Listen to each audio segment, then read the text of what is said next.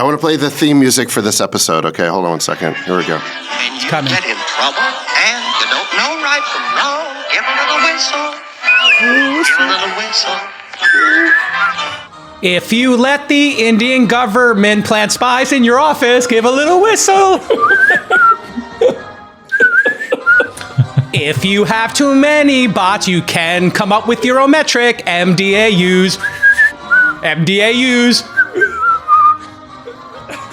When you want to incent your staff to not look at the bots, give them bonuses based on DAOs. Based on DAOs. Always let your bonus be your guide. When you're on the board and you see metrics that you don't like, turn a blind eye. Turn a blind eye. Oh, sorry. Oh, I just got subpoenaed. Everybody's getting subpoenaed again. This is J. Cal at his best. We gotta stop. We're getting ourselves into too much trouble. Let your winners ride. Rain Man David Sack. And instead, we open source it to the fans, and they've just gone crazy with it. Love you, Besties. Queen of Quinoa. This is going to be the story of 2022 for sure. Right before, I guess, the big case between Elon and Twitter is about to happen, I guess, in October at some point, a Twitter whistleblower has come forward and dropped a nuke into the middle of what was basically the story of the year in business, I think. The former head of security, hired by Jack himself, and incredibly well-respected Peter Mudge, Zatko, he's referred to as Mudge, one of the most respected people in the security industry, again, recruited by Jack in 2020 after a team of hackers, you may remember, took over all these verified accounts, Obama, Biden, and Elon's account as well. And he was head of security until January of this year, 8 months ago. And he claims through explosive documents, a huge document dump, that these Twitter executives ignored multiple security vulnerabilities. Now, why is this important? Well, obviously, if Obama, Biden, and other heads of state have their Twitter handles, they could say something that could cause an international incident, and that's actually happened with hacks before. He also says they were not following even the most basic security protocols, like safeguarding staff access to core software. Of course, all of this comes after there were Saudi infiltrator spies, essentially, inside of Twitter. I mean, the list of things here that he is alleging is truly colossal. He dumped these documents to the Department of Justice, the SEC, Congress, and the Washington Post. He alleges that the vulnerabilities make Twitter extremely vulnerable to foreign spies hacking and disinformation campaigns. And perhaps most importantly to the acquisition, the complaint also adds that Twitter's policy towards fake accounts incentivized, quote, deliberate ignorance by undercounting spam accounts and giving bonuses to execs for increasing users but not finding bots. Sachs, your thoughts, on this? You talked about your subpoena or whatever that was. I don't know. It's a subpoena. I'm being depositioned. It's you're having a deposition? Yeah, they want to depo me too, which is kind of amazing. But let's save that because I think this is more newsworthy. So you'll recall on a previous show we talked about this idea that if Twitter sues Elon to go after the kill fee or to go after damages, the question will very rapidly become about whether Twitter has a bot problem, and will discovery reveal documents that show that Twitter executives knew or should have known there was a problem. And so I said, the question will very rapidly become, what did Twitter executives know and when did they know it? Now, I couldn't have predicted that this whistleblower would come forward, but what he's basically saying is not only is there a bot problem, there's a cover-up of the bot problem. He's accusing the company of positively Nixonian tactics here. So just to build on what you said, J. Cal, he said that Twitter executives don't have the resources to fully understand the true number of bots on the platform, and their executives are disincentivized to count them properly because doing so would negatively affect their bonuses. So I didn't know that their bonuses were in any way tied to this bot issue. So he's making the Upton Sinclair argument that it's hard to get a man to understand a problem when his salary depends on not understanding it. So that's part of what he's saying. He's also saying that he's accusing Twitter CEO Parag Agrawal directly. Let's just say these are allegations, right? These are not proven yet. But here's what he's saying. Basically, he's saying that Parag and his lieutenants repeatedly discouraged him from providing a full accounting of Twitter security problems to the company's board of directors. They basically prevented him from producing a written report. He also says that the company's executives ordered him to knowingly present cherry-picked and misrepresented data to create the false perception of progress on urgent cybersecurity issues. He also alleges that they went behind his back to have a third-party consulting firm, their report scrubbed to hide the true extent of the company's problems. And as a result of this, he's basically saying that Twitter executives committed securities law violations by making material misrepresentations and omissions in SEC filings. And this is what got Elon to sort of commemorate Zacco's revelations with one of his trademark memes, which was the meme of Jiminy Cricket singing, "Give a little whistle" from the film Pinocchio. Which I think becomes the cold open here. Which just became our cold open. So yeah, look, these are very serious allegations. They're not proven yet. He's working with the same group who worked with Frances Haugen. And I certainly question some of the things she was saying. So I'm not going to automatically accept on faith everything he's saying. But I think by the same token, because he's working with groups that back Frances Haugen, who was very much not on the free speech side of this debate, I also think you can't just accuse this guy of being an Elon stooge. This guy is a respected cybersecurity authority. He's one of these like white hat hackers. He's somebody who was an early hacker. Literally, if you were to ask before all of this, before he worked at Twitter, like, who would you want as your chief security officer? You know, give me a short list. He'd be on it for any company. Right. One of the most respected people who points out vulnerabilities. And Chamath Orfreeberg, I have a question about corporate governance and what seems to be a dysfunctional relationship here. You have Jack hires somebody to solve the security problems. Then when presenting to the board, he's not allowed to tell the truth. And the board has given incentives to the management team. He's a top 5, top 7 member of the management team. So what's going on here with this dysfunction where he's hired to tell the truth, to fix the problems? The board is turning a blind eye to it. And maybe the management team is not giving the board the data they need to make better decisions. How do you game theory this? Yeah. I'm not sure that you can come to all those conclusions. Yeah, I'm not coming to the conclusion. My mind is wandering of how this dysfunction comes up. Yeah. I read parts of his whistleblower. I can't claim to have read it all. It actually isn't super supportive of Elon's case. The most problematic thing that he points out is the following, and this is a quote from his complaint. He said, Twitter, quote, already doing a decent job excluding spam bots and other worthless accounts from its calculation of MDAO. At best, he's alleging that Twitter omitted details, not that it lied directly. So if you kind of take that, I think what he's really pointing his sights on are, as you said, disclosures that have nothing to do with the spam issue, but have a lot to do with security. And that is something that typically in a public company board filters up through the audit committee, typically, that gets a readout, right, once a quarter from the right people who talk about, here's our cybersecurity threats and vulnerabilities. And then there is a readout from that committee chair to the board.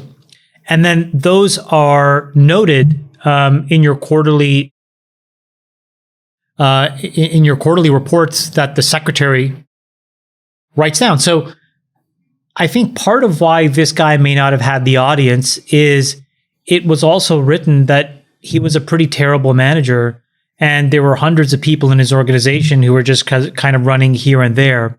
And so, you guys have all been in the situation where we hire somebody who is an exceptional performer, and then we miscast that person by putting them in a point of leadership and being a team manager versus a single kind of like product or engineering expert. And it seems that there was a part of that at play as well, which decayed the ability for management to actually have enough faith and trust in this guy to put him in front of the board. So, and that's all that's just come out in the last few days. So I don't know. My reading of the whistleblower claim is really that this is the kind of thing that companies like Facebook and Google and others have had issues with the FTC in the past. They typically settle those claims. They pay a fine, snap.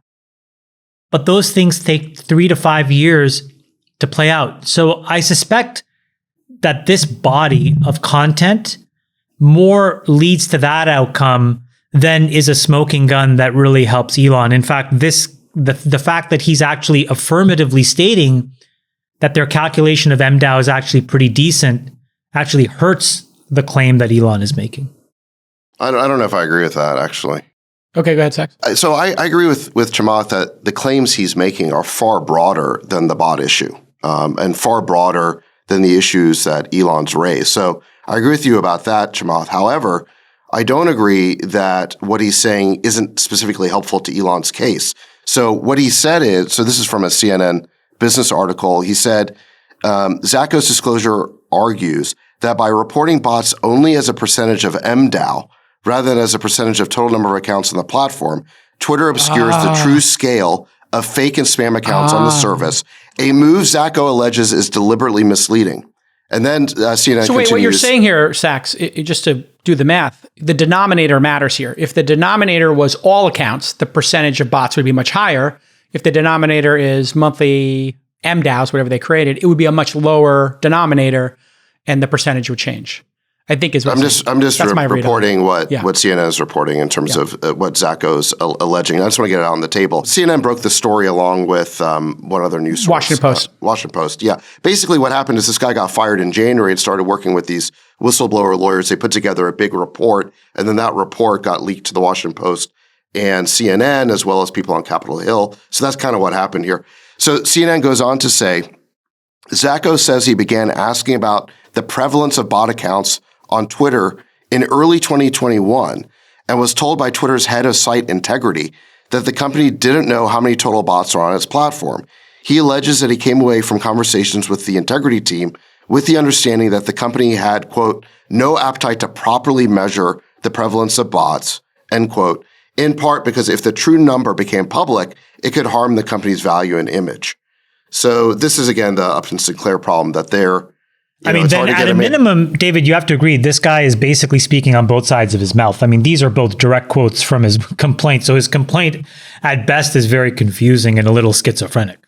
Well, it's also just coming out. So there'll be more data that comes from by the way, I'm not saying that I believe him or disbelieve him, but I'm saying if you look at the quotes aren't the smoking gun one would want if one was trying to look. I think we have to remember the lawsuit has really nothing to do with this problem. The lawsuit really boils down to one very specific clause, which is the pinnacle question at hand, which is there is a specific performance clause that Elon signed up to, right? Which, his lawyers could have struck out and either chose not to or, couldn't get the deal done without. And that specific performance clause says that Twitter can force him to close at $54.20 a share. And I think the issue at hand at the Delaware Business Court is going to be that, because Twitter's going to point to all of these, gotchas and disclaimers that they have around this bot issue as their cover story.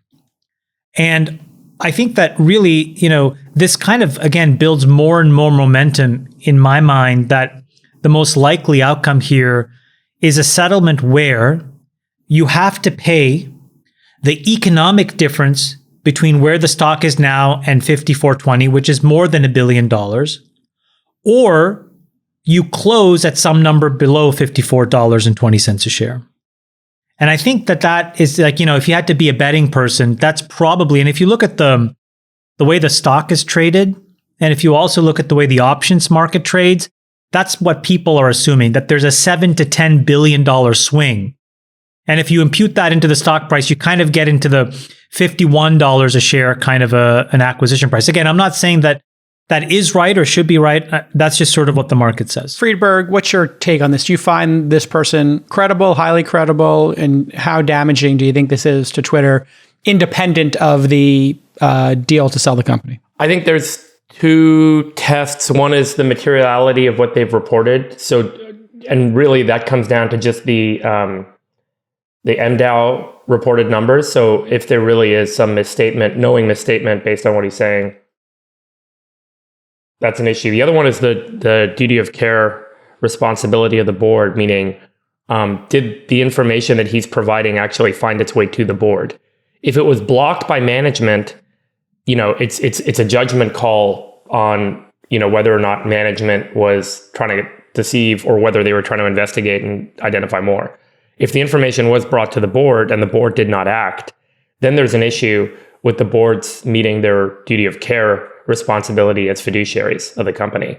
And that's really what... He did pitch the board at some point or explain this to the board, but not in writing. If what he's claiming did not make its way to the board, then it's hard to say that the board was in breach of their duty of care. If the I agree with that. And if the CEO blocked it, then there's a question on then the CEO can be fired, right? Then there's a good case for the CEO to be fired. I see, probably one of three scenarios here. One is, nothing happens. Two is that the board is actually violating which I doubt, knowing this board. I mean, knowing who's on this board, it's probably more likely that the CEO or some executives that block this information from getting to the board then has to act now that they have the information and they say, hey, you blocked this information from getting to us, we need to act. And maybe they remove the leadership that was responsible for that. Sachs, in terms of board governance, how much of this has to do with the fact that nobody really owned on the board any significant equity in Twitter? Is that true? Yeah. I mean, Jack on the board was the highest, right? He owned 2 or 3%. How much did Silver Lake own? Jack owned Silver Lake. Egon's on the board. I mean, they're owners on the board, right? The majority of the board...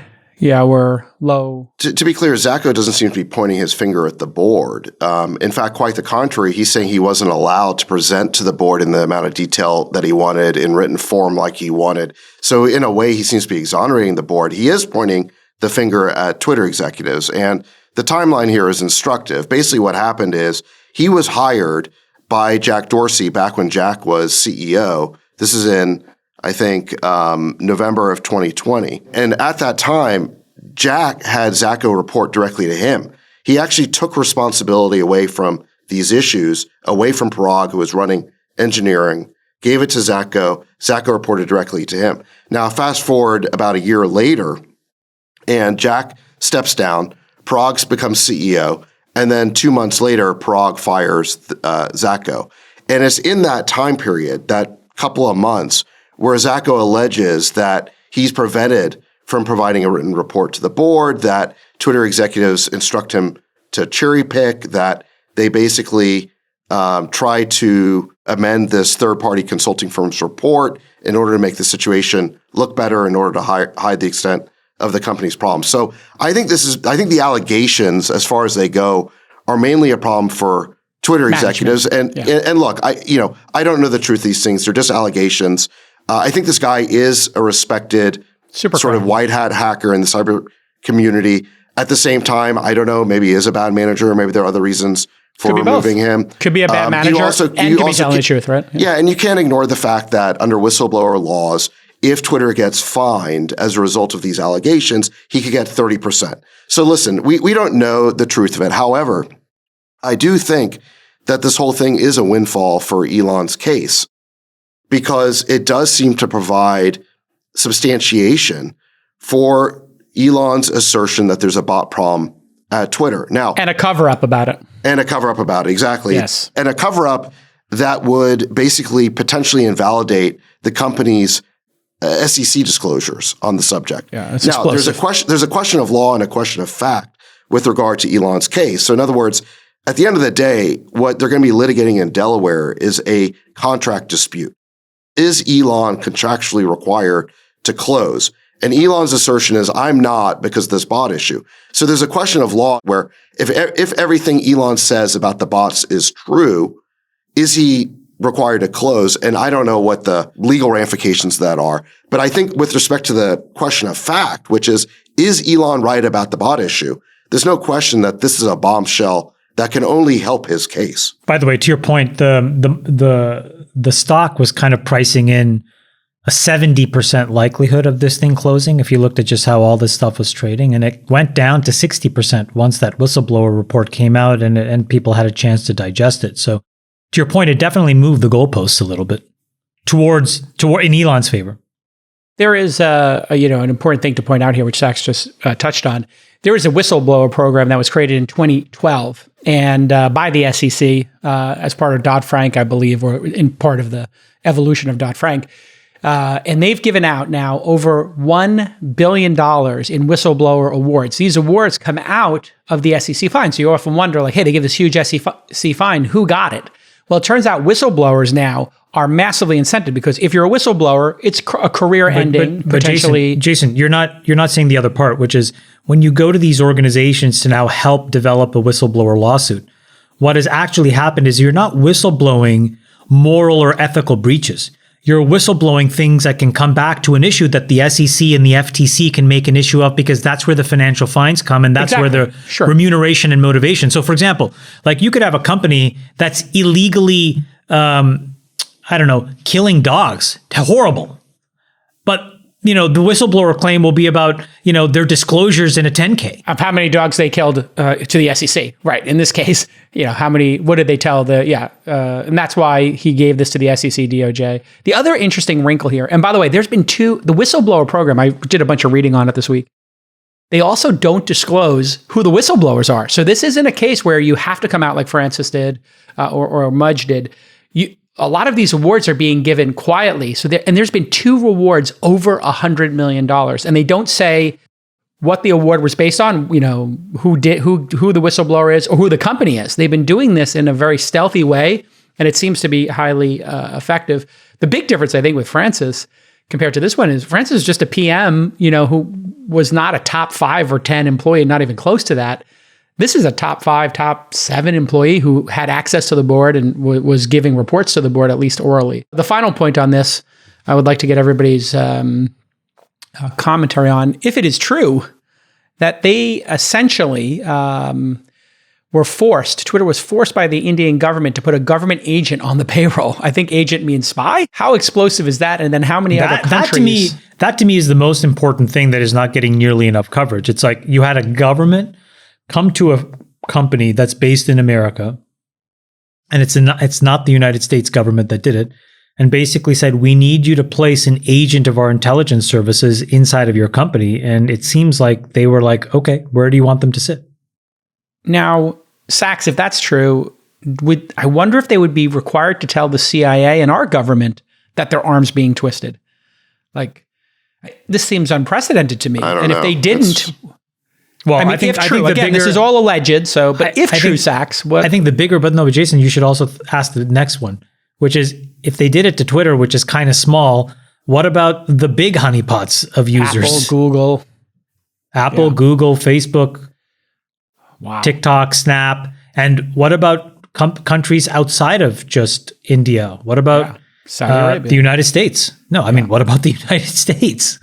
We have access to the stuff, through the courts. There's supposed to be a process. Warrants. There's supposed to be warrants. The process is you go to court and you get a warrant. Not that it's a high bar, but a prosecutor has to go show probable cause and get a search warrant, present it to the company, and then they turn over the data.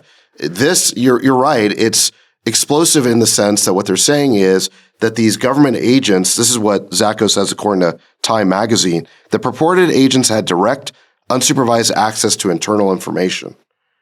Which I think means DMs, when the accounts are created, who owned which account, the IP addresses. That's what I'm guessing they had access to, which is you do not want to trust. I'm guessing what don't put anything in your DMs, folks. I'm guessing what it doesn't mean is the Twitter menu in the cafeteria. Yeah, no. Not that anybody's been to that cafeteria in 3 years anyway. I mean, there's literally $47 olive steak. They had direct, unsupervised access to the salad bar. I think you can basically. I think you have to make an assumption that if governments are doing this to one company, they're doing it to all companies. Yeah, but you would think, right? That Google honestly, would put up a fight or Apple would put up a fight. But who knows? Really? You think they put up a fight when they went into China? The opposite. Don't you think they do the opposite? Well, actually, what they did was there's actually an even sneakier way to do it. What Apple did when they went there is they said, we're not providing cloud services in China, but all the cloud services are provided by this third-party company. So then they could have plausible deniability. That's not what this is about. I'm just giving an example of how this is the I understand, trick. but I'm asking you a question. Do you think that foreign governments have put pressure on the largest American tech companies to place agents, and do you think they exist in there? They've definitely put, so the first part, they've definitely put pressure. We see that, obviously. Then the question is, would Apple or Google do this and not inform the government or not put up a fight? I don't know. Well, I think it's fair to say that the Senate Intelligence Committee is going to haul Twitter and have like a closed door meeting. And then the question is, will they haul everybody else in? And I think what is an important question is this a de rigueur kind of business tactic at the highest levels of every company? And we just don't know it and are typically not read into it. And we would never know in the absence of this whistleblower thing. And my question is, does our government know that our companies are acquiescing to these governments? Well, that's been a problem for a long time, actually. So there was an op-ed by a Microsoft executive talking about this a number of months back, where the argument was, well, the government has to go get a search warrant to get your data from these companies, but these companies don't put up a fight. Like they don't challenge the warrant at all. And why? Because they don't have an interest. They have an interest in being cooperative, right? The article is basically saying that if you're the subject of a search warrant, meaning they're going to Google to get information about Jason, the government should have a duty to inform Jason so that your lawyers can go challenge it. And that was the legal change that needed to be made. We had this conversation, I think, last year. That is a change that should be made, because in the old days, when the government would present you with a search warrant, they'd have to go to you because all of your documents were in your possession. They would be at your office, they'd be at your house. So they would come knocking on your door, give you the search warrant. You could give it to your lawyer. They could challenge it. That doesn't happen anymore. Now the government just goes and gives a search warrant to a big tech company because your data is in the cloud, but their argument is you don't own that data. The big tech company does. The big tech company has no incentive to fight the government, and they just get access to all of your data. And you don't even know that you're being investigated. It's not an argument. You agree to that when you sign their terms of service. Yeah. The current situation is bad enough that essentially you have very little protection and rights over your data. But what's happening here, the allegation is even worse, which is that government operatives are working with the company in a way that provides them access and without them even getting a search warrant. Yeah, they can just spy on their ex-girlfriend, their brother-in-law, whoever. They can just spy on a celebrity, do whatever they want. I'd always assumed that this was happening covertly, meaning like, look, if you're a tech company and you have a very bright, PhD on a visa, and you hire that person to work in computer vision, I'm just making this up. How do you really know that that person is not an agent of another foreign country? And obviously the overwhelming majority are not. But once you have hundreds or thousands of people, that you brought into your company, all it takes is one person. For example, we just saw, I think in Apple, there were 2 people that were just recently arrested for stealing all of Apple's autonomous auto data and documents and design schematics and all of that stuff. And one of the guys was arrested right before he was trying to fly back to China. And so somehow they figured it out. They were able to get him. He was not a US citizen, but then another guy that did it was a US citizen, but both were of Chinese origin. It just goes to show you that the covert nature of industrial espionage is probably at an all-time high, right? And I think that's a risk that every company has to manage and do the best that they can. But this is different. This is an overt risk. This is just an overture and saying, open the door, give us a badge, we're coming in. And this is why I think you have to deal with this case very delicately and in a different way. Yeah. And for people who don't know, Google does what's called the transparency report. Twitter also has one. So they do try to put out by category, search warrants, subpoenas, et cetera, exactly how many warrants they're getting. And the tech companies are at least trying to be transparent about it to the extent they can. But this is going to lead to a lot of people moving off of the cloud, I predict. We're seeing, and in fact, Apple is now storing your data and a lot of your privacy information locally on your phone. And if it's encrypted, they can't hand it over, as we saw with the terrorist shooting in, was it San Bernardino, where they couldn't unlock the phone and they went to the Israeli spy company to do it. So I think the companies here, at least in the United States, want to defend their users, but could be make people rethink the cloud. And I've seen a couple of pitches from startups. I think you're confusing issues. Of course, they're going to try to defend their users in the United States, but what if you let somebody into a different country and that it's not as if those servers are not accessible. I'm not confusing the issue. I'm just talking about the United States here for a minute.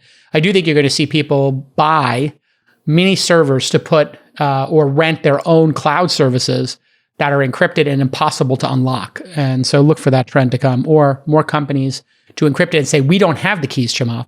So isn't it crazy that we spent the last 20 years pushing the cloud, and the thing that may actually unwind the cloud is just the utter lack of privacy that we all have now? We've just created these massive honeypots where, any state or non-state actor can essentially just have an incredibly detailed understanding of who you are. Yep. And why? Because we weren't willing to pay $5 a month for storage. Everything needed to be free. Isn't this part of the philosophy behind decentralized services? That a key crypto, part is distribute. Yeah, I mean, I don't like using that term, but just decentralized services where the data doesn't sit on some centralized enterprise-controlled servers, but the data is distributed either on a chain or in your phone or in some way. Your identity, your information, your content isn't centrally controlled, and that fundamental principle may actually come to kind of bear over the next couple of years and decades. That that model is more appropriate for me, and therefore these services that are built that way are going to win in the market. The challenge is ultimately, how do you finance those? Because those services, right? I mean, they don't have as much of an economic incentive. You have to pay for them. if you're willing to pay $5 or $10 a month for your privacy. Consumers are doing it for Brave. I use the Brave browser and VPNs, and these are becoming a major category. You hear it on podcast advertising all the time. DuckDuckGo, Brave. VPNs aren't just for hackers anymore. They're like real privacy. You're bringing up something that I think that's really important, which is that, over the last 20 years, for all of us, we've been building these products on the internet. We've actually done a little bit of a disservice because we've basically created these expectations of consumer surplus. And we've never given people true sets of trade-offs. We've always said, you'll get more, and it's essentially free, because we'll back into an advertising model that supports us being able to give you more and more for free. But it turns out that it has some real consequences. And I do think that not enough of us actually understand why privacy is important. But when you start to hear these examples, and it'll be important to see what the true details of this Twitter situation are, I think that the pendulum starts to swing in the other direction, where we say, okay, you know what? I'll eat out at Chipotle one night a week less, and instead I'm going to reallocate that money to making sure that I have, some amount of privacy. You can do it for $25 a month, $200 or $300 a year, which is a big number for, maybe the average Joe, but it's being packaged and bundled right now. So you're seeing the VPNs, the anonymous search engines, the browsers, all starting to bundle. They're bundling a suite of services. And so I think this is upon us now, and consumers get it, and they want to protect their privacy. So, and Apple has said this is going to be our reason for you to choose our cloud, is that we're going to put the local settings, we're going to put your data on your phone, encrypt it. We don't have access to it. Use Apple for this reason. Of course, they're also building a multi-billion-dollar ad business at the same time in Apple News and their App Store. So there's that. I guess we should move on here. We'll see what happens with this. The other big news story that people are talking about this week, and we talked about, I guess, last year, was student loan debt relief. Interestingly, about 85 days before the midterms, Joe Biden has decided to unilaterally give 10 to 20K of debt relief to people who have student loans. You have to have under 125K in yearly income as an individual, at 250 as a household. And the student loan pause program, which happened during COVID, has been extended to the end of this year. I'm not sure why. Turns out there's about... They explained why. Apparently, it takes 4 months for them to turn on their COBOL written software that runs these loan servicing Christ apps. Almighty. So No, to I'm push serious. the change takes 4 months. It's going to take 4 months to restart the software that calculates your loan balance and is able to print a bill. We're so incompetent. Okay. Anyway, you have to apply for this. And as we know, student loan debt is 1.75 trillion. This is going to cost us another 300 billion. Can't imagine what's going to happen with this 1020K. People buying NFTs and stocks and housing, and we're going to heat the. I guess we're going to. Bloomberg had a report that said that, look, we passed the Inflation Reduction Act. We talked about it last week, but one of the key pillars of that is that there's a 300 billion of expected revenues coming in, and we essentially turned around and just gave that back to a very, very small segment of the American population. Bloomberg's analysis was that it's going to create somewhere between 0.1 and 0.3% extra inflation on top of all of that. And so, you really have to ask yourself, like, what was the White House trying to accomplish? I think number one, they made a campaign promise. And so, I think Biden needed to make sure that he fulfilled that. But nobody was really happy, right? The progressives wanted something extreme. Everybody else said, this is not really the right thing to do because it doesn't really solve the root cause of what we're dealing with. If it would have been much better if you had said, hey, listen, we're going to make this stuff expungible on bankruptcy. That would have been really useful. What happens if you actually tried to, I don't know, you were from the inner city and you worked your ass off, you became a doctor, you have 300,000 in debt, but now you're a resident and you make 126,000. Well, now you're kind of SOL here. So there's a lot of folks that they probably wanted to help that they didn't help. Then there's all the blue collar folks who are like, why this giveaway only to these folks? Then there are the people that paid off their loans thinking, why did I pay my loans off? Then there's the incentives that it creates for colleges, which is, well, I'm just going to keep jacking up tuition because if they did it once, they may do it again. So all of these things, I think, are sort of a little bit of, it's a little bit of a head scratcher. And then the last thing, which we can talk about at the end, is I don't think this is what gets people out to vote. And I don't think it's what people care about ultimately at the polls, which if there was a political calculation to make, that's important. And specifically, when you look at what happened last night in a bunch of these districts, every progressive candidate got absolutely shellacked. They lost across the board.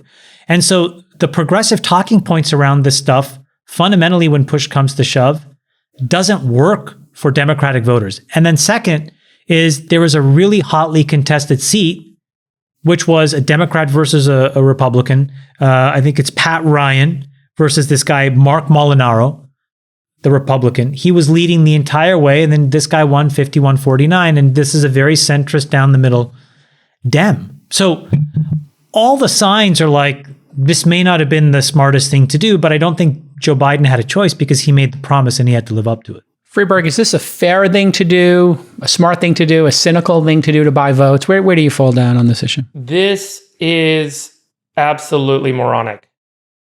I think that the fact that 8 million households are eligible for this relief and $10,000 to $20,000 is relief is provided to a minority of Americans is exactly what Chamath said, which is kind of distorted politics at its worst.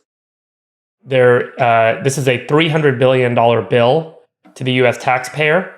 And the ultimate beneficiary of that bill, while we all might want to say it's the people that are getting debt relief that have taken out these student loans, that money was transferred to somewhere. And you know where it was transferred to? University endowments and the profit and the pockets of for-profit educational institutions. If there were a free market for education in the United States and the government was not involved in the process of funding and supporting the educational infrastructure in this country, individual citizens would have the right and the obligation to make decisions about whether or not the money that they're spending on tuition actually has a positive ROI for them. By spending $10,000 or $100,000, am I going to make more than that much money back when I graduate? And unfortunately, we've lulled our citizenry, we've lulled our country into complacency, where that decision and that calculus is no longer required. Because Uncle Sam is there to give you all the money you want to go to college, And the money-hungry institutions that are there to educate you are taking that money, putting it in their endowments or in the pockets of their shareholders. And at the end of the day, it turns out that that decision may not have been the best decision. And we're no longer holding ourselves individually to take responsibility for the decisions that we've made. And we're creating misincentives because of the government programs that have been created. By telling people you need to get a higher education, the government is going to pay for it for you, and it doesn't matter if it does or doesn't work. Because at the end of the day, if it doesn't work, we're just going to pay it back for you anyway. We'll bail you out. And there's a middle class in the United States of America that is going to end up paying the tax bill primarily, because that's where most tax dollars come from, for the minority of people that made a bad decision. And it's not necessarily their fault. They made that decision because the infrastructure and the system was set up to tell them, they were duped. Yeah. Go to college, get a good degree. You'll end up having a good life. You'll make more money. And the reality is that they aren't and that they don't. The ROI for many of these degrees has been negative. You make less money than you would have if you were actually in the workforce, earning an on-the-ground experience and progressing your career. You do not need a degree in philosophy or history or German studies to be able to go and be effective in the technology workforce or in the services workforce. And I think that we're seeing that play out. The biggest challenge now is if we're going to provide this loan relief and not reform the educational infrastructure and the requirements for whether or not an educational system is eligible for support from the federal loan program, we are not actually solving the fundamental problem. We are keeping this gravy train running, and we're not actually getting to the root cause of where this money is flowing. And this is exactly what happens. I will rehash my point that I've made 100 times at the end of empires. Everyone sees that the money train is leaving the station, and everyone jumps and grabs what they can. And that's exactly what's going on. We think that we're a rich nation, but we're becoming complacent.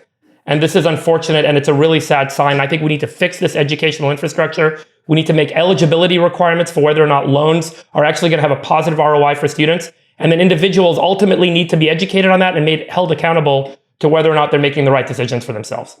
Zach, should each American pay $1,000 to let these 8 million people off the hook? Because that's what this is going to cost. No, of course not. I mean, I agree with everything. If people say I don't like you, I just gave you the softball of all softballs. Go. No, I mean, look, I think this is an issue where all four of us are on the same page. I agree with everything that Jamal said and what Freeberg said. I mean, this bill is unfair, or it rewards relatively well-off college grads over working class people. It's going to add $300 billion to the deficit. I mean, Joe Manchin should feel like a sucker right now because they just spent the $300 billion of supposed savings that he just agreed to. Just to add, it's unconstitutional. I mean, the Constitution expressly says no money shall be drawn from the Treasury, but in consequence of appropriations made by law. So I don't understand how Biden can even do this by an executive order. I expect this will be challenged and taken to the Supreme Court. And I think there's a very good chance that it'll end up like Biden's other executive orders that were ruled unconstitutional. Remember, there was the vaccine mandate that he tried to do, and there was the eviction moratorium that he tried to do, and they were both ruled unconstitutional. I think there's a good chance that this will also be ruled unconstitutional. And like you guys mentioned, it's inflationary. I mean, these are basically stimmy checks, which we don't need right now. And it's going to make tuition go up because the more government subsidizes something, the more those providers have an incentive to raise the cost. So this is just a jump the shark moment, I think, for policymaking. The question is, why are they doing it? And I think it really speaks to the nature of the Democratic Party today, which is the Democratic Party has shifted from being a blue-collar, sort of more economically populist party, economically left party, to being a professional class, that is college-educated, culturally left, more woke party.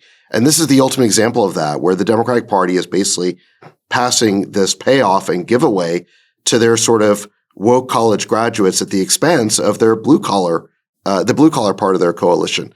And, you know, a Democratic political scientist that I like to read, Roy Teixeira, just today he had a blog post called The Democrats Shifting Coalition, where he pointed out that if you look at polling, if you look at the generic ballot among white college graduates, they favor Democrats by 12 points, whereas the white working class, which is to say non-college voters, they favor Republicans by 25 points. So one of the biggest gaps in the electorate is college versus non-college. That is the fundamental gap. It's bigger than even, than any other gap, than racial gaps or anything like that. This is really the key gap in the electorate. And this is a payoff to the new foot soldiers of the Democratic Party. If you think about it, the old stereotype of a foot soldier of the Democratic Party would be a union representative. They were the ones getting out the vote. That person's been replaced with sort of a woke college graduate who joins the Democratic Socialists of America, and they go out and they're the ones pounding the pavement and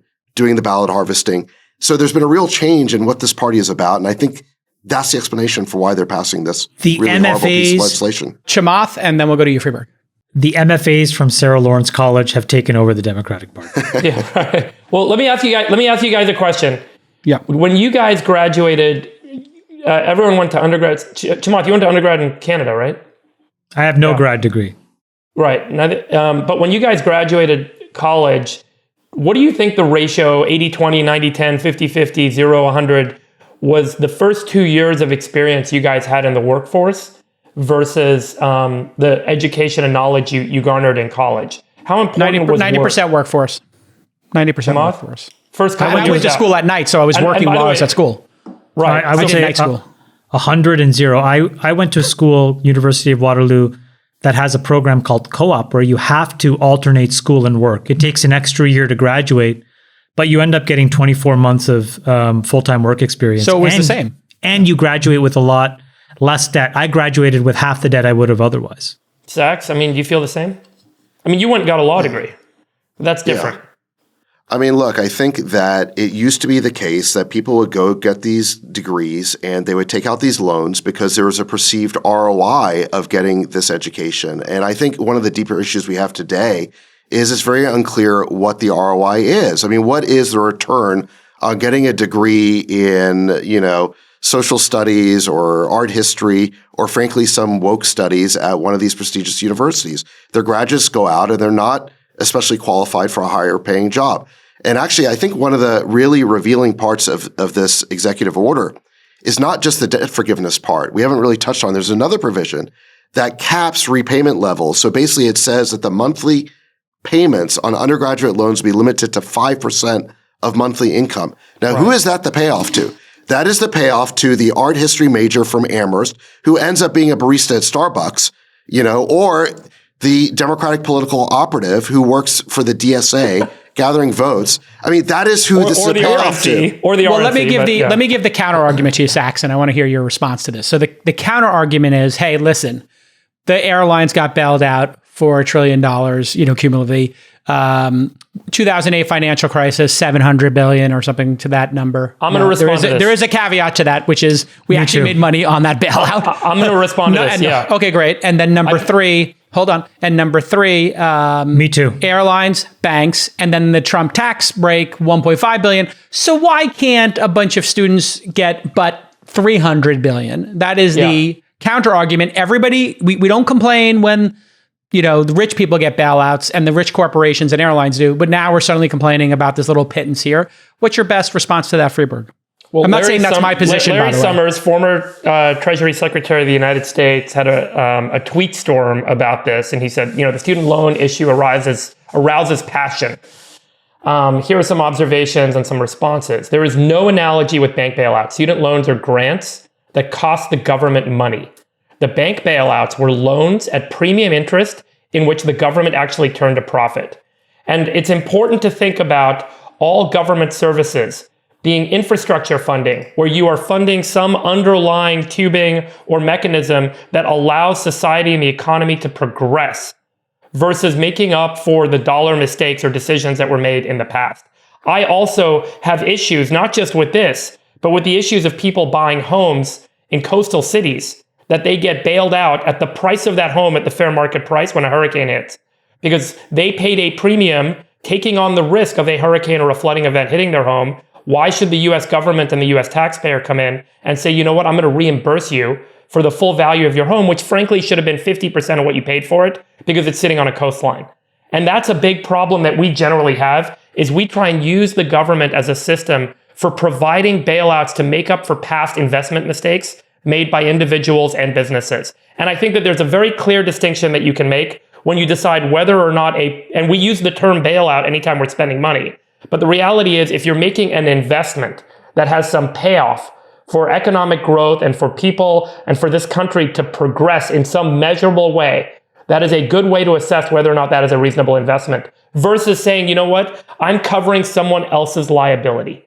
And when you do that, we're actually burning money and we're putting ourselves deeper in a hole as a nation and making it harder to do the former, to make the infrastructure investments and make the investments that allow us to move forward. And I think that that's a really good way to clarify these things. And frankly, the list of things that people say, this is fair, this is not fair, yada, yada, go down that list and ask yourself that question. Is it a positive ROI to progress our country forward? Or is it a bailout for people that had some liability they took on that they can't cover? And I think for all those things that are unfair, a really important point, we cannot get caught up in the endless cycle of making up for other people's unfair benefits that they got from this government. Because at the end of the day, that's a road to nowhere. We will burn through everything we have and everyone will scramble for money. And that's the state that we're in right now, where everyone's raising their hand and they're seeing $800 billion bills, $600 billion bills, COVID relief, pandemic relief, PPP loan relief. And everyone says, well, what about me? And at the end of the day, everyone's what about me is going to drive us into an infinite black hole that we will never get out of. And we have to change our mindset and take individual responsibility and recognize that the dollars that we're spending have to have an ROI for progression of us as a whole. And this is a really dangerous place that we're in right now. Sachs, if the education... I have two comments. Okay. Can I make my two comments? Sure, you make two comments, and then I'll ask a question to Sachs. Am I too monologue-y today? I feel like I'm very passionate. No, you're doing great. Sorry. I mean, the fact that you have passion about something maybe other than a stray cat video game, yeah. That almond milk gave you a little... I think those cashews set you up. Maybe 4 cashews going forward. I mean, this stuff really bugs me. I'll be honest. Just take it easy on the dates. I'm like, dude, like... This stuff just it makes me feel like, what are we doing? It just go ahead. Did you put chia seeds in your cereal? Yeah, that's it. Was it the goji? Was it the goji berries? The goji berries. Go easy on the goji berries, dude. That's a superfood right there. If you have chia seeds in the morning, it's a huge BM that's about to hit. It's just you're just waiting for the wave to hit. Yeah, yes. I mean, for sure, you're going to. I have two comments. Comment number one is I think the thing that shows that this could have been better is that it was completely silent on the ability to expunge your student loans in bankruptcy. The ability to discharge that is the single biggest change you could make to the system to be fair to everybody and introduce a better ROI risk scoring calculation mechanism. Why? Okay, so great.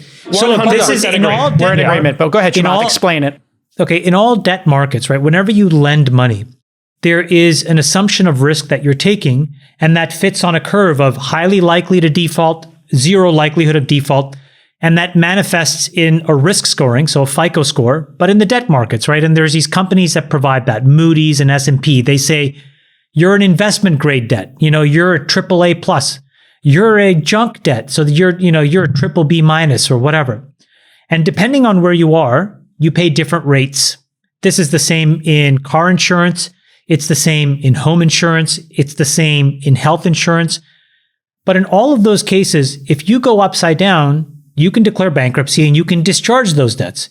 Here, we don't have that idea. So if you go bankrupt for whatever reason, this debt will stay with you forever, which is deeply unfair. Second is if you actually flipped it and you could allow it to be discharged, then the companies that provided these loans would be forced to risk score you. And the reason why that would be so powerful is that would then create the forcing function for universities to actually deliver what they promise. And so who do you think is really against the ability to discharge in bankruptcy? It's the universities and the university endowments. So, if I were progressives, the thing that I would have pushed more than a handout to a few people, which by the way, didn't even, really scratch the surface of the debt that they had anyways, and it also served to piss off everybody else, I would have focused on this bankruptcy issue because that is a meaningful, lasting change. And the second is, why don't you go and actually get a large portion of this money from all these university endowments? Because the longer that these folks run what is effectively a multi-trillion-dollar asset management business, they're always going to treat education and the ROI that comes from it as a second-class citizen. Okay? And that is what I think is wrong. And if you were to just fix this one thing And then even the threat of actually confiscating some of the $50 billion that Harvard has, or the $49 billion that UTIMCO has, you would start, or the UT system has, you would start to see the seeds of change where administrators would think to themselves, I have to deliver something of value because these kids are getting loans. They're going to be risk scored. And I don't want to be the person that's like a low end borrower, right? I'm not serving junk paper to the market. I want to serve people that are going to go and really drive a huge ROI. So then Sachs, you'd have an alignment between the people giving the loan and perhaps the value of the degree. And so you could say, hey, we'll give loans to STEM degrees at a different rate, or a different number of them, or a different amount of cash, or a different interest rate than we would for, I don't know, you're getting a degree in philosophy, or like I did, psychology, right? You just give a different one based on the outcome. That makes total sense to you, yes? Yeah, I've said for a long time that we should be allowing student debt to be discharged in bankruptcy, just like any other type of debt, just like credit card debt, just like other types of debt. Chamath's right. That would create some risk to the underwriter so that they would have to actually assess whether this person getting that degree would be able to repay the debt.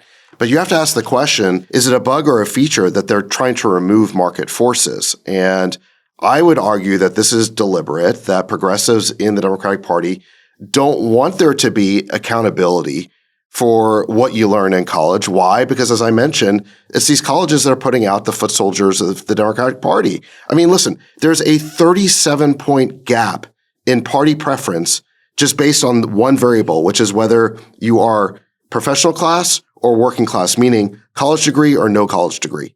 And that spans across different racial groups and other party lines. So the fact of the matter is that if you go to college and get a degree, you are much, much more likely to become progressive. Now, why is that?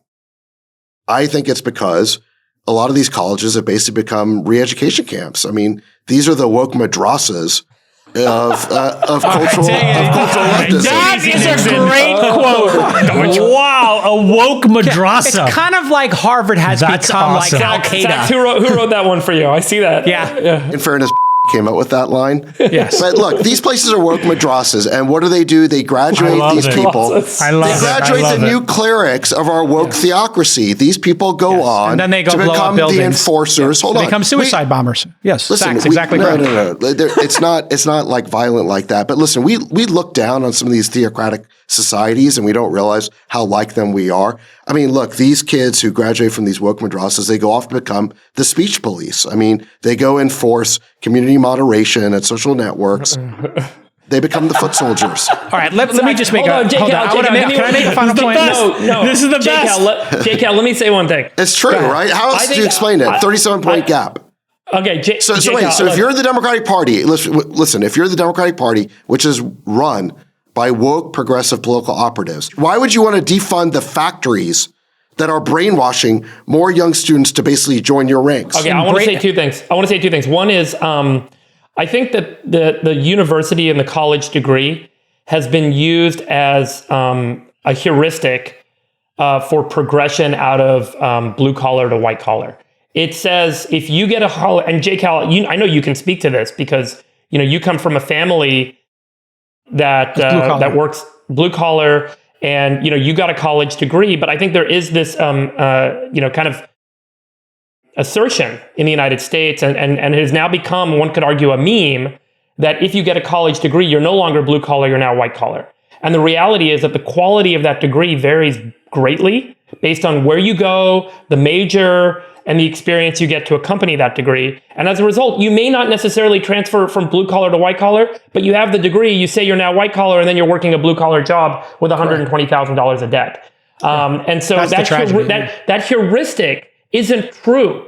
And what we need to examine is why that heuristic is no longer true and what we can do about it. Yeah, I mean, secondly, I do want to make a defense for college.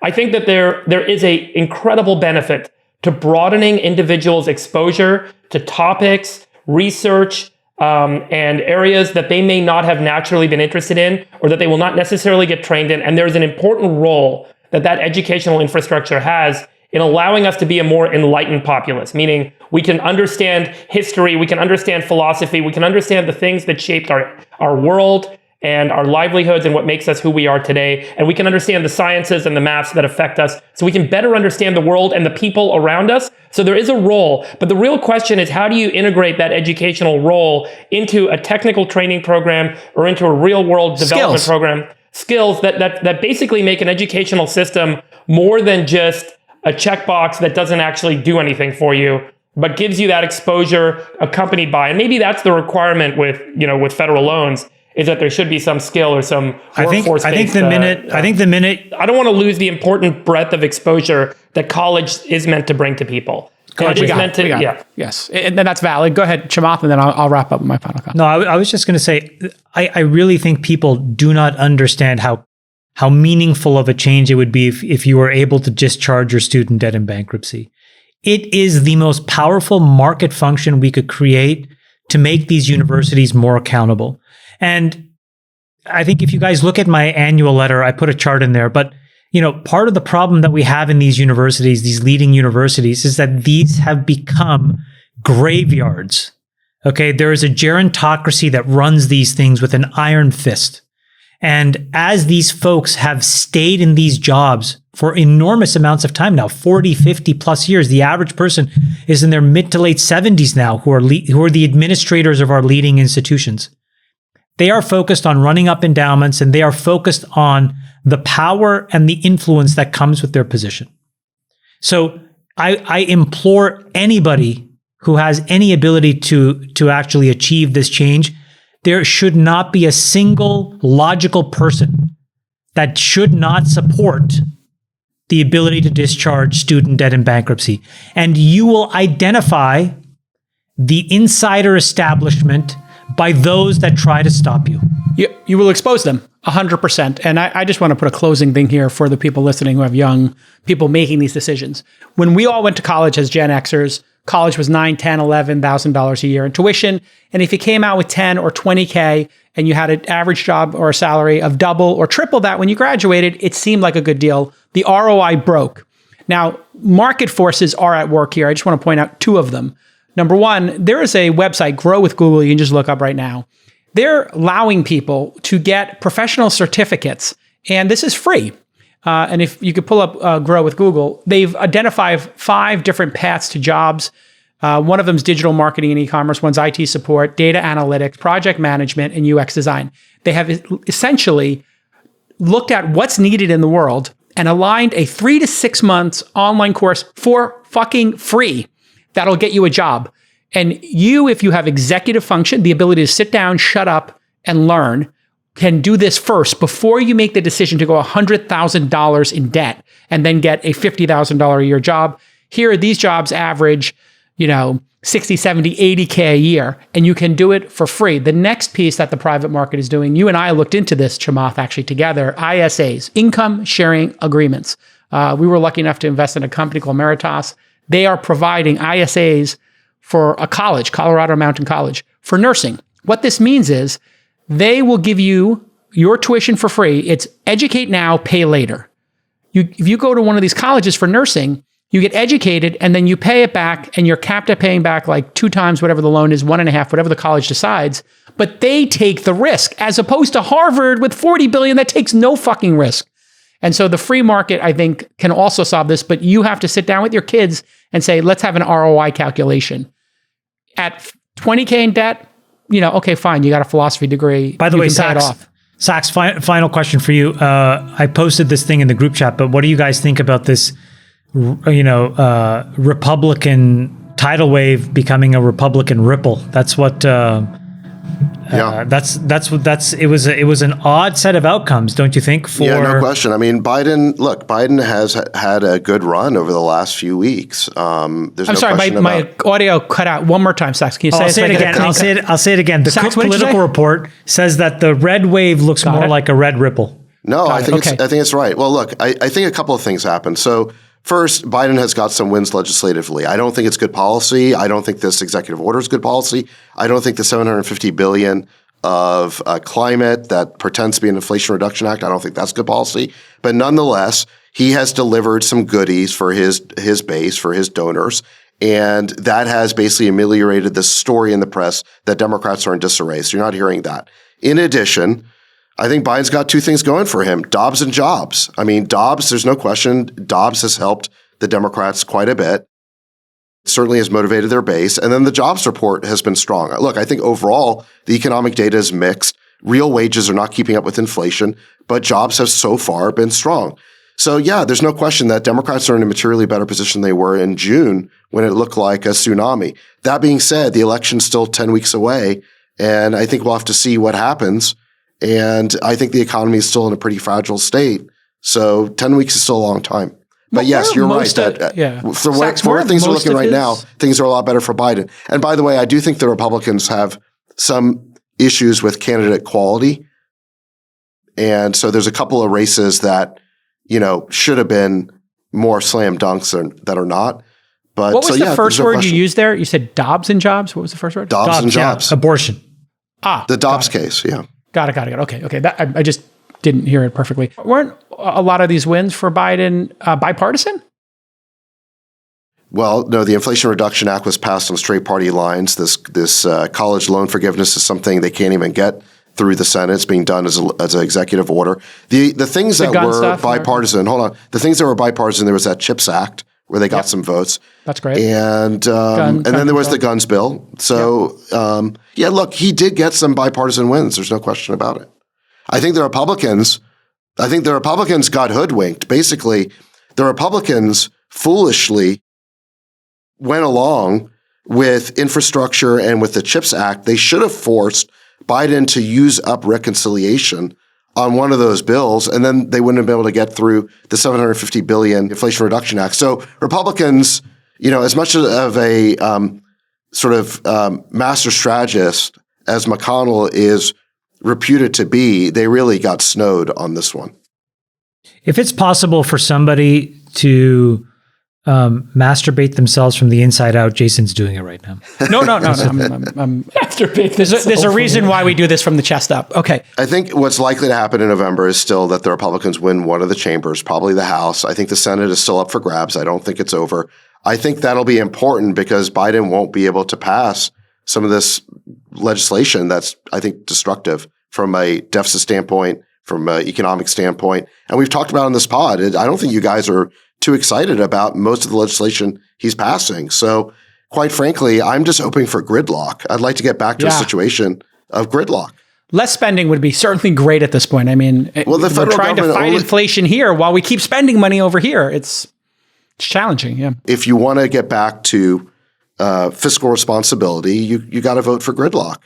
Or hopefully moderates come. All right, we'll let Sachs go. Anyway, we're going to go to science anyway, and Sachs checks his email during that segment. So, by the way, there's an article now. When we talked about quiet quitting, it's now become this huge thing that everybody's talking about. Yes. And what's so funny about quiet quitting is just yet another example of Gen Z again co-opting something we've already done. When we used to do it, it was called coasting. You just be like, rest and coasting, rest and vest. Yeah. But now it's called quiet quitting. Yeah, they're all up in their feelings. Do we want to talk about the gut biome? I want to hear about the gut biome. So there was a paper published in the journal Cell. The paper was done by a research team out of Herzliya. So I'll take a step back. The human body is made up of roughly 10 trillion cells. And there are also somewhere between 10 and 40 trillion bacterial cells that live in your body, primarily in your small intestine, in what people call the gut biome. And so this is a population of microbes, bacteria, that are basically chemical factories. They eat stuff up and they spit out chemicals, and those chemicals end up in our body. And it turns out that the gut biome, the bacteria in our gut, can actually regulate our health in a very significant way. And this was the basis of our company, Munich. You guys can bleep that out if you want, which is now called Supergut. And JCal, I know you've tried the product.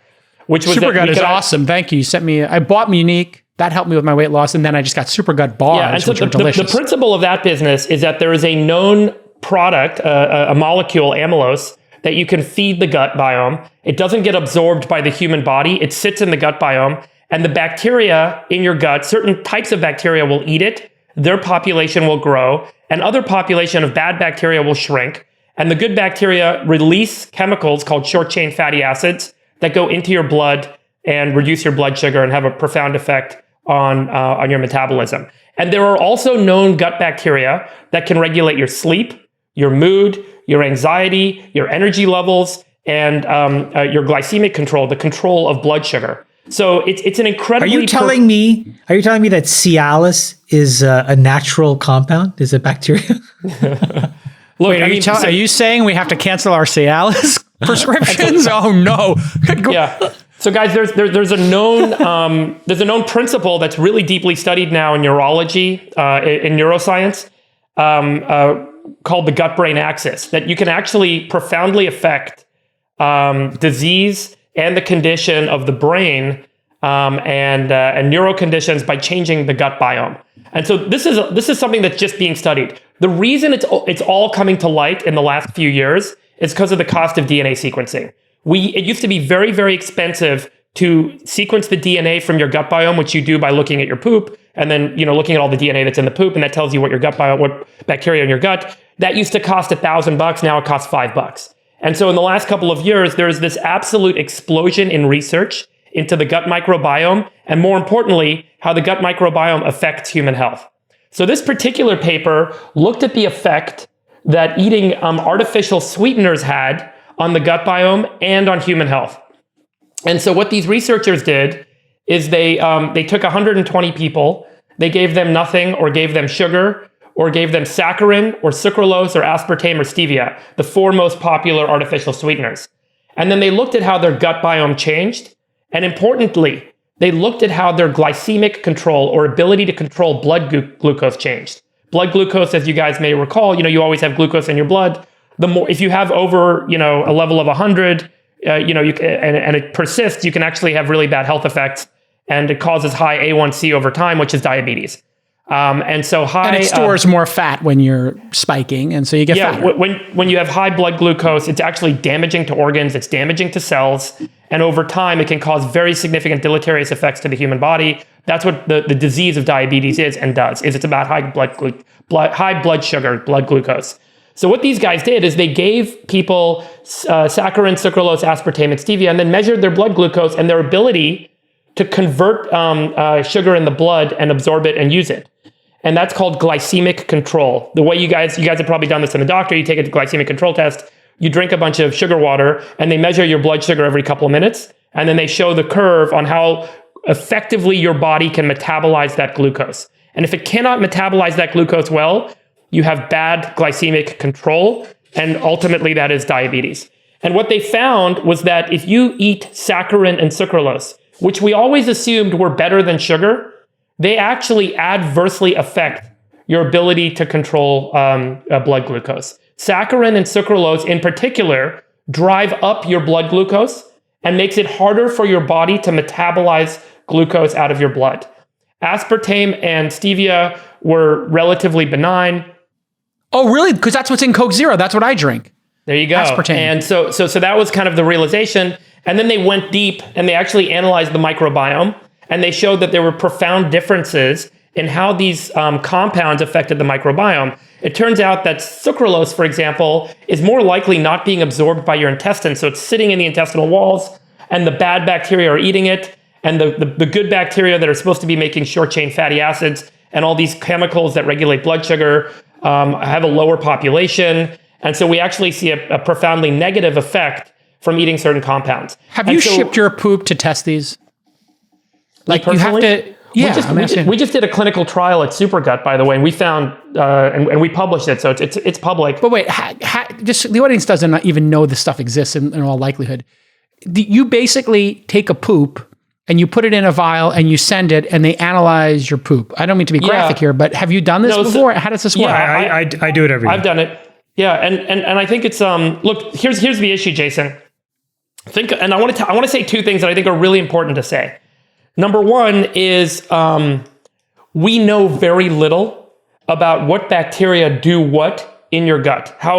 We're starting to understand which ones are beneficial, which ones make good chemicals that your body uses and regulate your cells and regulate your health. And remember, we have a symbiotic relationship with the bacteria in our gut. They're making chemicals and they're eating chemicals. The chemicals they make affect our cells. The chemicals they eat affect our body. So the way that we evolve our health is actually profoundly affected by our gut biome. So we don't know enough yet to say definitively this bacteria is good, this bacteria is bad. We're starting to have a good sense of that. The second, by the way, just so you know, just to double down on this, like there's a form of therapy. It's experimental, but it's called fecal microbiome transplantation, FMT. I heard about this. But we are finding now that you can take feces from healthy individuals that have good, gut biome and good bacterial counts, and if you put it, inject it into people that are suffering from a bunch of different diseases, it actually is looking like it's curative. So Parkinson's, MS, IBS, colitis. So it just goes to show you that somebody with good gut there's bacteria it's poorly can understood, ship it into but another it's person's really, really powerful. intestines. Where do you put the poop? No, through the bum. No. You could do it there, or you can take a pill. So there's a little pill, and it's got the fecal stuff in it, and you swallow it, and it. Now so I want to eat somebody else's poop. You can fix your poop. I said it in a way so that we could see his reaction to in the bum, and Jason was like this. And so he got excited. But wait, how does this impact Uranus? That's what the audience wants to know, Freeberg. How is your Uranus impacted by this? Here's the other point I wanted to make, which ties to what Chamath said. This is really important, JCal. Yeah. So the gut biome is an ecosystem, like a rainforest. Mm-hmm. There are trees that grow, monkeys climb the trees, they poop, there's jaguars eat the monkeys, the trees grow because of the monkey poop. There's a whole ecosystem. All these organisms, all these microbes regulate one another and feed one another. And this is why probiotics do not work. Probiotics are single microbes, single bacterial strains or fungal strains that we put into a pill and we swallow it.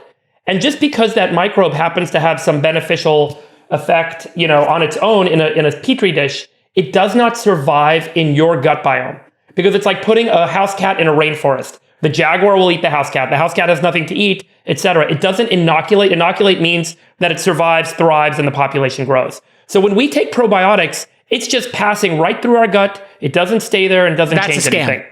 And it turns out that the reason fecal microbiome, fecal transplants work is because you're taking the whole microbiome from someone else's gut and you're putting it in your gut. The whole rainforest. The whole rainforest. And so all the organisms that are needed that regulate one another, all of the small molecules that cross-regulate each other, they all go in your gut, and then they actually change your entire gut, and your gut becomes the rainforest of someone else's gut.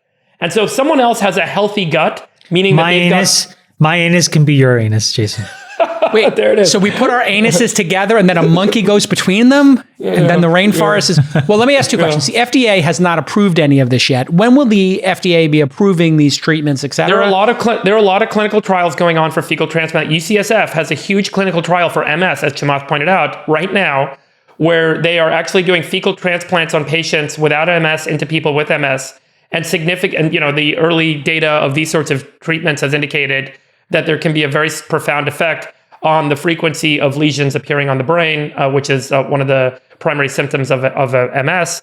And so these organisms, we don't yet know why, but some of these bacteria... When will we understand this? Is it a 5-year, 10-year thing? There's a ton of startups. There's billions of dollars invested. So when will we know? When will we know and have like a game plan? So it's already coming out. It's not like a binary switch. We're discovering new things. There's a set of companies that are discovering what are called small molecules. So they're finding what are the little chemicals that those good bacteria are making in your gut, and and can we turn those chemicals into drugs? And so they're trying to turn those into drugs. Other companies are saying, you know what, this is a set of good bacteria. Let's just put them in your body and figure out a way to get them to inoculate and stay. Other companies are saying, let's do fecal transplants. And other companies are basically just saying, let's change, this is what we do at Supergut, let's just change the feedstock for your gut biome, and you can actually evolve the rainforest into a different state by changing what you're feeding the bacteria in your gut. And there's certain molecules you can feed the gut bacteria, and then the populations will change into a more beneficial state. Why are people saying like drinking kombucha and fermented vegetables, pickles, whatever, apples are like great at fixing your biome, and then taking sugar out is good for your biome? This is another thing I keep hearing. Like eat more fermented foods. People are making single point claims like that because they have invested in a lifestyle and they want to defend their choices. It's not to say that those things are bad. Those are all good. But I think what we know, and the fecal transplantation is the most simple way of pointing this out, is that it's a broad scale holistic approach that gets the best results. So as you know, like if you've had a kid that's had, diarrhea for example, right? Sometimes what we'll do now is instead of giving the kid some sort of diuretic suppressant, what you actually give them is a probiotic, right? And what you're trying to do is to reintroduce healthy bacteria into that child's stomach in a way that allows them to self-manage and self-heal, while the bad, diarrhea-causing stuff kind of gets washed away, as an example. So will one thing be a cure-all for you? No. I think that you should be very skeptical of those claims. That's why everybody says a healthy, well-balanced diet is really important, because we do not know conclusively. This is why, I tend to believe that the broad, holistic diet works the best in moderation. Yep. Because you just don't know what you're not getting. Yet. We don't know that, we don't know. You can't say conclusively that there isn't a form of bacteria that is created specifically when you consume animal protein that is extremely helpful to you. We don't know that that's not true. Now, we don't know that that is true either. Right. And there's a ton of research going on to try and figure that out right now. Have we figured out any of it though? This whole there's turmeric ginger movement. Yeah, we could do 12 episodes on this. There is so much amazing discovery happening. This is a good paper to highlight that, which is like, hey, maybe avoid products that have saccharin and sucralose in them. But my big thing is there is no diet, whether it's keto, whether it's the South Beach diet, whether it's specific vegetarianism, whether it's veganism. Nothing is a cure-all for what ails you. There is nothing. And by the way, one important point in this paper, one of the points that these guys highlighted, which we see all the time in microbiome research, is that there are what are called responders and non-responders. That within a population, it's not like everyone that eats sucralose has the same negative effect. Some people have a really negative effect, and some people have a mild to moderate to neutral effect. And so there's a range of your particular physiology, your particular gut biome that will respond differently to different inputs into your body. And that's the most important thing to figure out, because people need to spend time eating and sampling to understand what makes you feel better or worse. This is why I have an issue with, the broad-based claims of this path will solve all your problems. It's just not true. You have to solve it for yourself, and it's through iteration. And then anyways. It does seem like non-processed foods, whole foods, things that exist in nature, that seems to me directionally correct as the way to go. And then the fake stuff and the processed stuff may be less good for you. You agree with that? Well, this is why I think like there is a little bit of a scam being run on people who want to be healthy. Like, for example, have you guys looked at the ingredient list on Oatly? Everybody loves oat milk, but have you looked at the ingredient list? Are you really telling me conclusively that that is healthier than milk? It's insane. Well, I mean, I could argue both ways, but yeah. I mean, that's look at the chemicals. Look at the chemicals in a box of Oatly. I mean, just drink water. Guys, I can also tell you the chemical name for every chemical that's in milk, which is all everything around us is chemicals. So I understand natural chemicals, but you understand synthetically made, man-made chemicals that are explicit, that have to be put on an ingredient list because of its danger in high quantities, should be treated slightly differently, in my opinion. All right. Yeah, well, Oatly's just gave us 3 subpoenas. We're all fucked. We're being deposed by Oatly now. All right, everybody. We'll see you next time on the All In Pod. Love you, boys. I love you, besties. Bye. Bye. We'll let your winners ride. Rain Man David Sack. And instead, we open source it to the fans, and they've just gone crazy with it. Love you, besties. Queen of quinoa.